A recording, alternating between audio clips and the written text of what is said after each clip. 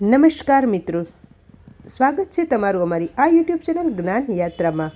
મિત્રો, ગત રોજ રાજ્ય સરકાર દ્વારા રાજ્યમાં આંદોલન અને ધરણા કાર્યક્રમ પર બેઠેલા આંગણવાડી કર્મચારીઓ અને યુનિયનોના જે લીડર છે તેમની સાથે રાજ્ય સરકારના સચિવ દ્વારા મિટિંગનું આયોજન કરાયું હતું અને ત્યારબાદ જે કર્મચારીઓની મુખ્ય માંગણી છે કે જેમાં આંગણવાડી કર્મચારીઓના વેતનમાં વધારો કરવો, મોબાઈલ ભથ્થામાં વધારો કરવો તેમજ અનેક એવી માંગો સ્વીકારવામાં આવી હતી।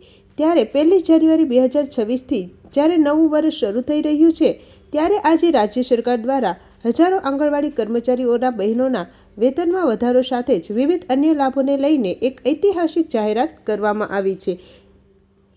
આંગણવાડી કર્મચારી યુનિયન હોદ્દેદારો સાથે જે મિત્રો અંતર્ગત પગાર વધારો જાહેર કરાયો છે એને લઈને સરકારે કઈ ચર્ચા કરી છે અને કયા કયા લાભો આપશે એની વિગતવાર ચર્ચા કરીએ। તો મિત્રો, વિડીયોની શરૂઆત કરીએ। નવા વર્ષની શરૂઆતમાં જ જે તૈયારીઓ છે તે આદરી દીધી છે। હવે મિત્રો, આ રાજ્ય સરકાર દ્વારા ઐતિહાસિક નિર્ણય જાહેર કરી દીધો છે। તો કયો નિર્ણય છે મિત્રો? તો કે રાજ્ય સરકારે આંગણવાડી ક્ષેત્રમાં કાર્યરત હજારો કર્મચારી બહેનો માટે એક એવો નિર્ણય કર્યો છે કે જે માત્ર વેતન વધારાનો નથી પરંતુ સામાજિક સન્માન, કાર્યક્ષમતા અને સશક્તિકરણનો સંદેશ પણ પૂરો પાડે છે। મહિલા અને બાળ વિકાસ વિભાગ હેઠળ કાર્યરત આંગણવાડી કર્મચારી અને હેલ્પર બહેનો એટલે કે તેડાગર બહેનોના માસિક માનદ વેતનમાં વધારો કરવાની સાથે સાથે તેમને આપવામાં આવતું મોબાઈલ ભથ્થું પણ બમણું કરવાની જાહેરાત કરી દીધી છે। આ નિર્ણયથી રાજ્યભરના હજારો પરિવારોને સીધી આર્થિક રાહત મળશે।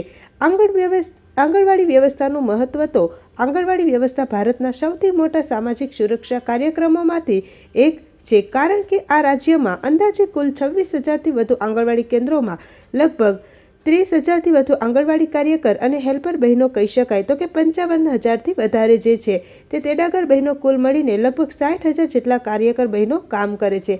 દર વર્ષે લાખો બાળકો, ગર્ભવતી માતાઓ અને સ્તનપાન કરાવતી માતાઓને પણ આ સેવાઓ કર્મચારીઓ પૂરી પાડે છે।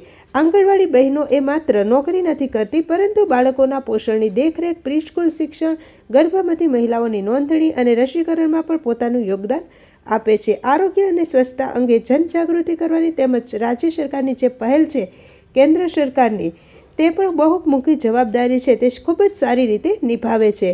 વેતન વધારાની પૃષ્ઠભૂમિની વાત કરીએ મિત્રો, તો લાંબા સમયથી ચાલતી માંગ છેલ્લા કેટલાક વર્ષોથી આંગણવાડી કર્મચારીઓને મુખ્ય માંગ રહી છે। તેમના માનદ વેતનમાં વધારો કરવામાં આવે, નિયમિત પગાર અને સમકક્ષ માળખું મળે અને મોંઘવારી પ્રમાણે સુધારો થાય। હાલ સુધી આંગણવાડી કર્મચારીઓને સરકારી કર્મચારીનો દરજ્જો તેમજ તેમને મળતું માનદ વેતન જે ગણાય તે ખૂબ જ ઓછું છે, જેના લીધે મોંઘવારી, દવાઓ અને શિક્ષણ તેમજ ઘર ખર્ચ પણ હાલના વેતનથી જીવન ચલાવવું ખૂબ જ મુશ્કેલ બન્યું છે। અનેક સંગઠનો દ્વારા આંદોલન અને રજૂઆત કરવામાં આવી રહી હતી। નવું વર્ષ, નવી આશા સરકારનો નિર્ણય આ પરિસ્થિતિને ધ્યાનમાં રાખીને ગત રોજ આ સરકારે ઘણા લાંબા સમયથી આંગણવાડી કર્મચારી બહેનોને જે ભૂખ હડતાલ પર બેઠા હતા એ સામે સરકારે નમતું ઝોક્યું છે। આંગણવાડી કર્મચારી યુનિયન દ્વારા ઉચ્ચ અધિકારીઓ સાથે ગત રોજ રાજ્યના સચિવ દ્વારા મુખ્ય બેઠકનું આયોજન કરાયું હતું, જેમાં તેમણે માસિક માનદ વેતનમાં વધારો જાહેર કર્યો હતો। આંગણવાડી બહેનોને મોબાઈલ ભથ્થું પણ બમણું કરવામાં આવ્યું હતું। સરકારના આ નિર્ણયને નવા વર્ષની ભેટ સમાન કર્મચારીઓ માની રહ્યા છે। મહિલા સશક્તિકરણ તરફ મોટું પગલું અને તેના રૂપમાં જોવામાં આવી રહ્યું છે। હાલનું વેતન જોઈએ મિત્રો તો 10,500ની આસપાસ માનદ વેતન મળતું હતું, જેને લઈને 12,000 સુધી માનદ વેતન વધારવામાં આવ્યું છે। ત્યારબાદ મિત્રો, જે વાર્ષિક 1.20 લાખ મળતું હતું તેની જગ્યાએ 90,000 સુધી કાર્યકર બહેનોને, તેડાગર બહેનોને માનદ વેતન મળશે। આ વધારો દર વર્ષે હજારો રૂપિયાનો સીધો આર્થિક લાભ મળે છે। હવે મોબાઈલનું વાત કરીએ મિત્રો, તો એનું ભથ્થું બમણું શા માટે? તો કે આંગણવાડી બહેનોનું કામ હવે કાગળ પૂરતું સીમિત રહ્યું નથી। તેમની હાલની જવાબદારીઓ ઓનલાઈન થઈ ગઈ છે, જેમાં પોષણ ટ્રેકર એપ, માતા બાળક અને ડેટા ઓનલાઈન અપડેટ કરવાના આવે છે। સર્વે પણ ઓનલાઈન તેમજ ફોટો પણ અપલોડ અને રિપોર્ટિંગ આ તમામ કામ પોતાનો મોબાઈલ, ઇન્ટરનેટ રિચાર્જ સૌ કરવું પડતું હોવાને કારણે મોબાઈલ ભથ્થું પણ ડબલ કરવાની બહેનોએ માંગ કરી છે। હવે મિત્રો, તો આને લઈને સરકારે ખૂબ જ સારો નિર્ણય કર્યો છે કે મોબાઈલ ભથ્થું રૂપિયા જે 2,000 વાર્ષિક મળતું હતું એને લઈને 4,000 રૂપિયા કરી આપવામાં આવ્યું છે, એટલે કે મોબાઈલ ભથ્થામાં સરકારે બમણું કરી દીધું છે અને દર મહિને જે ડેટા ખર્ચ પણ હવે સરકાર ઉઠાવશે. પરિણામે બહેનો પર આર્થિક જે ભાર છે તે આંગણવાડી કાર્યકરનો ઘટશે અને ડિજિટલ કામ વધુ અસરકારક બનશે અને ડેટાની ગુણવત્તા પણ સુધરશે.